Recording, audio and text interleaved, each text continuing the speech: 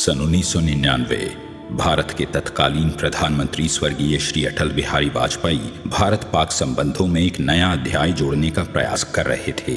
फरवरी 1999 में उन्होंने ऐतिहासिक लाहौर बस यात्रा शुरू की और स्वयं उस बस में बैठकर लाहौर गए थे।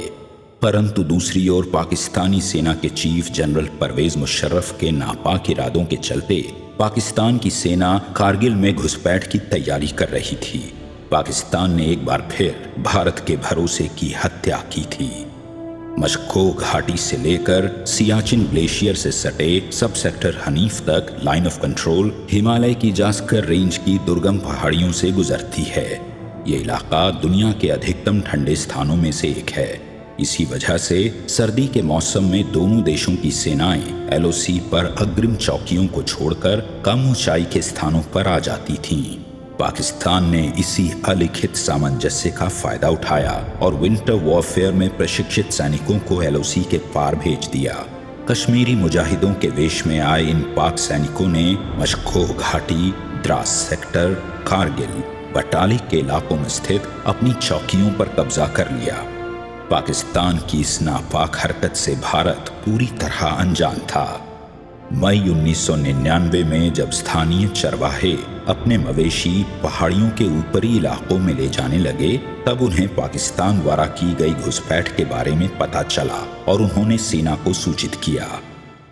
इस समय 18 ग्रेनेडियर्स कश्मीर घाटी के मानसबल इलाके में काउंटर टेररिस्ट ऑपरेशन में व्यस्त थी। तभी 15 मई 1999 को यूनिट को द्रास मूव करने का वार्निंग ऑर्डर मिला। 17 मई 1999 को बटालियन ने द्रास की ओर मूव कर दिया। 18 मई को बटालियन जब द्रास से कुछ ही दूरी पर थी, तभी दुश्मन की गोलाबारी शुरू हो गई और बटालियन मुगलपुरा में तैनात हो गई।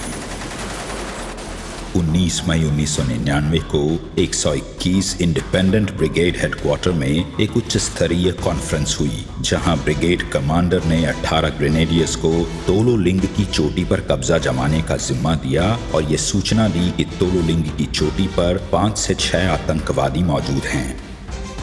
कर्नल कुशार ठाकुर ने तोलोलिंग इलाके की रेकी की और तोलोलिंग पर विजय प्राप्त करने की रणनीति बनाई, जिसमें कप्तान सचिन निम्बालकर के नेतृत्व में घातक प्लाटून साउथ ईस्ट स्पर से आगे बढ़ेगी और मेजर राठौड़ के नेतृत्व में अल्फा कंपनी घातक प्लाटून को सपोर्ट करते हुए इनके पीछे चलेगी।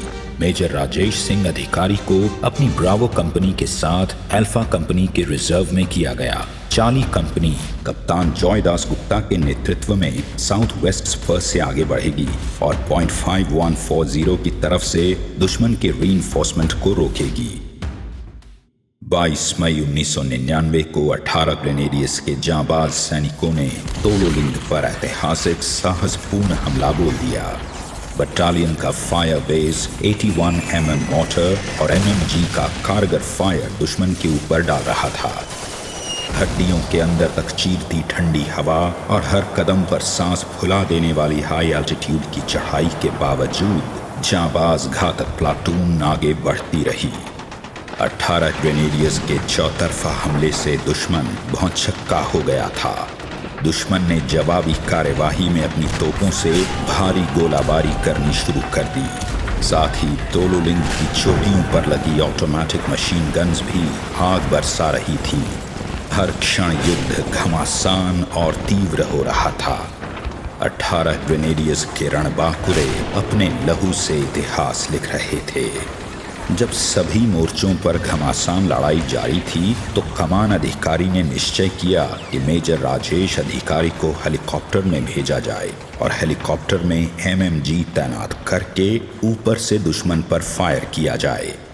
मेजर राजेश अधिकारी तुरंत एयरबेस की ओर रवाना हुए और एक अप्रत्याशित हमले की कार्यवाही शुरू हो गई।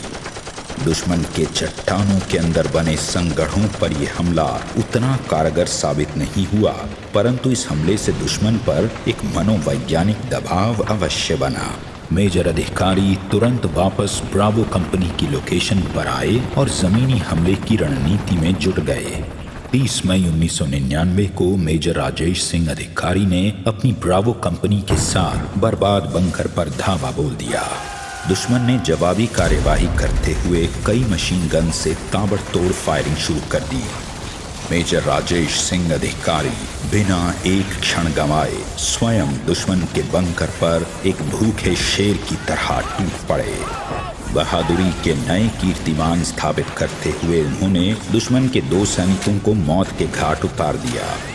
चारों ओर से बरसती गोलियों के बीच मेजर अधिकारी ने अपनी MMG की टुकड़ी को दुश्मन के ऊपर फायर डालने को कहा। इसी बीच उनके शरीर में गोलियां लग गईं। इसके बावजूद भी वे अपनी कंपनी को निरंतर प्रेरित करते रहे और एक बार फिर अपने प्राणों की टूटती डोर की परवाह किए बगैर फिर से दुश्मन पर टूट पड़े तथा एक और दुश्मन को मौत के घाट उतार दिया। अपने कंपनी कमांडर को ऐसा अप्रतिम लड़ते देख कंपनी का जोश कई गुना बढ़ गया था, परंतु मेजर राजेश सिंह अधिकारी अपने प्राणों का सर्वोच्च बलिदान देकर मातृभूमि पर न्यौछावर हो गए। उनके इस शौर्य के लिए युद्ध के उपरांत मेजर राजेश सिंह अधिकारी को महावीर चक्र से सम्मानित किया गया। लड़ाई की रणनीति फिर से बनाते हुए ये तय किया गया कि पॉइंट 4590 और तोलोलिंग टॉप पर दक्षिण दिशा से एक भीषण हमला किया जाए। इस हमले को कर्नल कुशाल ठाकुर और लेफ्टिनेंट कर्नल R विश्वनाथन खुद मिलकर अंजाम दे रहे थे। भारी गोलाबारी के बीच एक बार फिर 18 ग्रेनेडियर्स के रणबांकुरों ने हुंकार भरी और भीषण विस्फोटों की आवाज के बीच सर्वदा शक्तिशाली के युद्ध घोष से चारों दिशाएं गूंज उठी। भारतीय सेना के जोश से दुश्मन भी आश्चर्य में था। 18 ग्रेनेडियर्स की सभी टुकड़ियां धीरे धीरे आगे बढ़ रही थीं।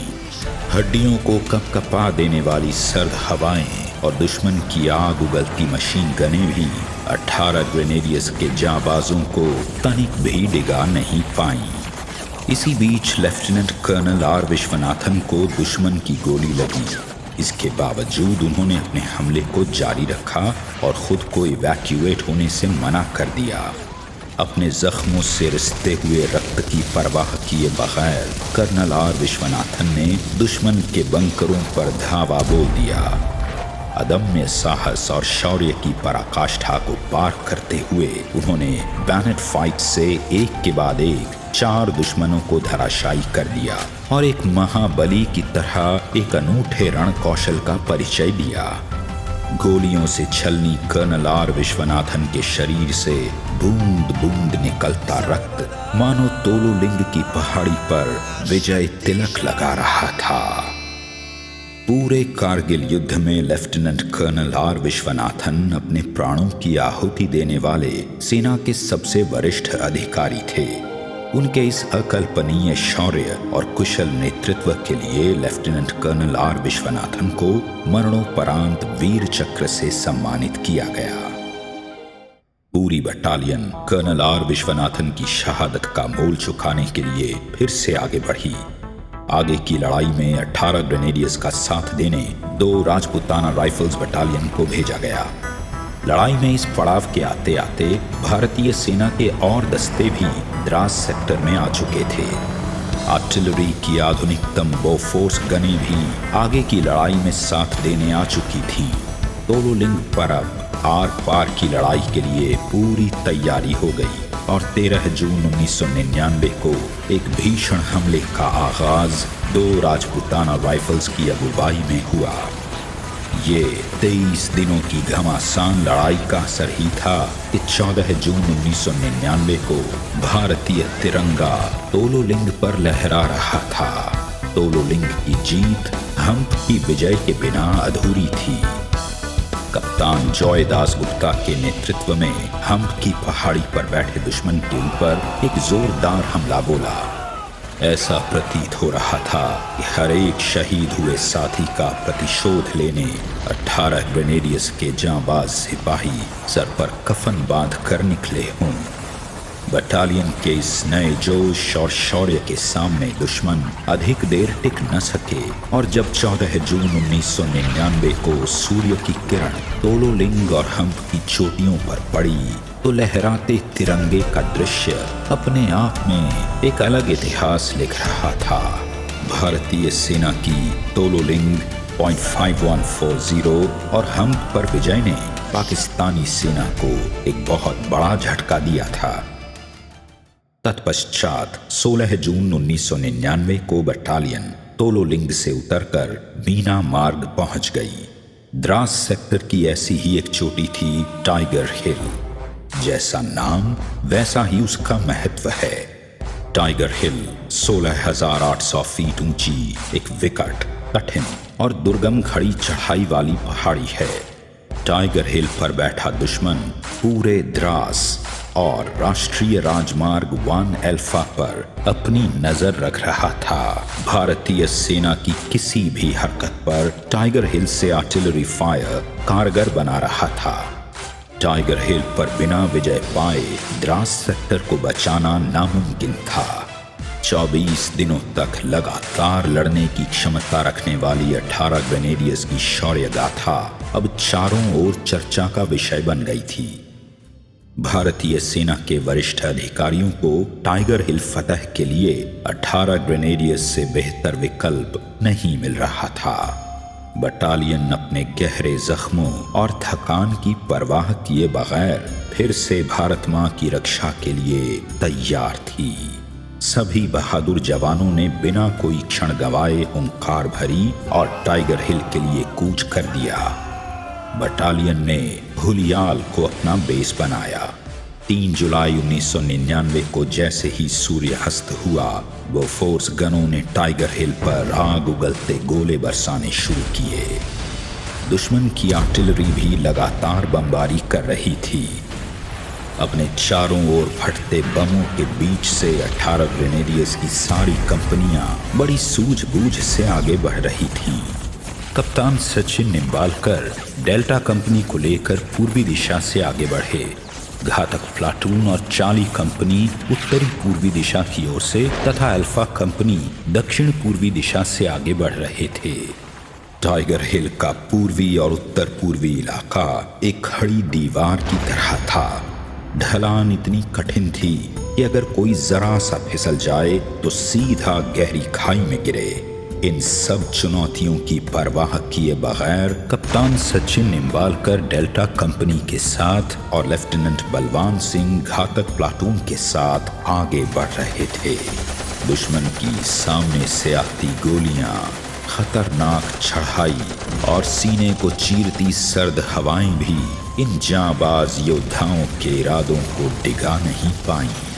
दुश्मन को पूरी तरह से सरप्राइज करते हुए जांबाजों की टुकड़ियां टाइगर हिल टॉप पर पहुंच गईं। इस कार्यवाही से दुश्मन पूरी तरह से अनभिज्ञ था। डेल्टा कंपनी और घातक प्लाटून के जांबाजों ने टॉप पर पहुंचते ही अविलंब धावा बोल दिया।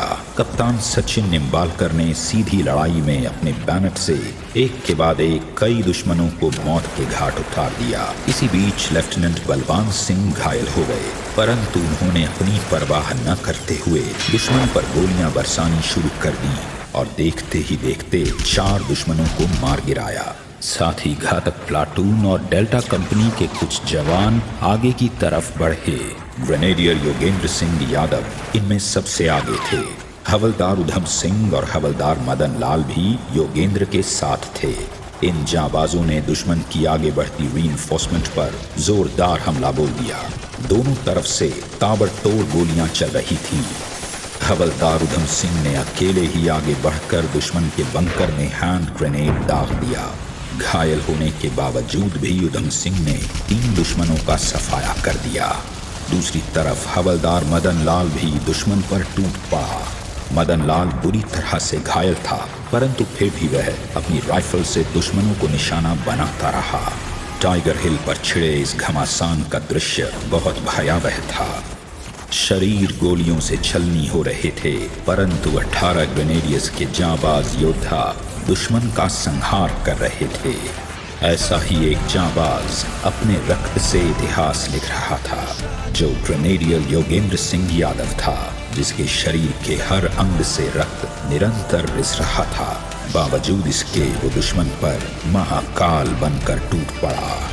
योगेंद्र ने उखड़ती सांस के साथ बरसती गोलियों के बीच दुश्मन के बंकर में ग्रेनेड दागा, जिससे दुश्मन के 4 जवान धराशायी हो गए। टॉप पर यह लड़ाई रात भर जारी रही।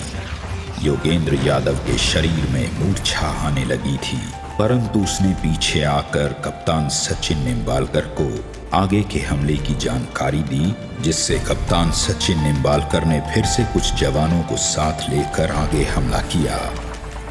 रात भर चले इस घमासान युद्ध में हमारे 7 बहादुर जवान अपने प्राणों की आहुति दे चुके थे।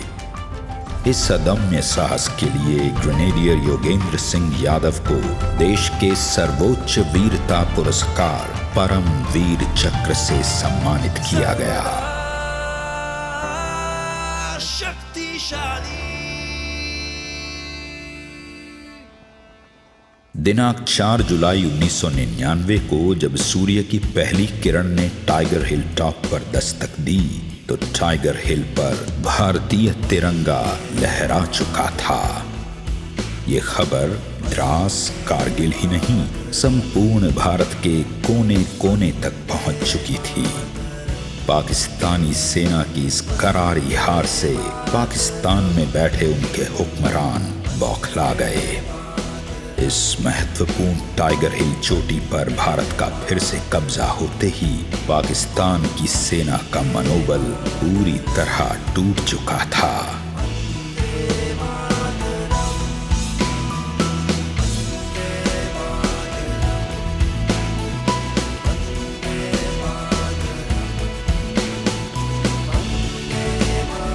अठारह ग्रेनेडियर्स की ये विजय कारगिल युद्ध में निर्णायक साबित हुई थी।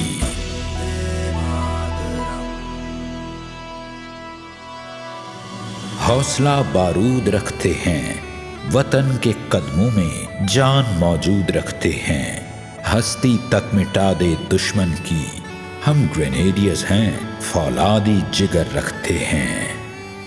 जय हिंद, सर्वदा शक्तिशाली।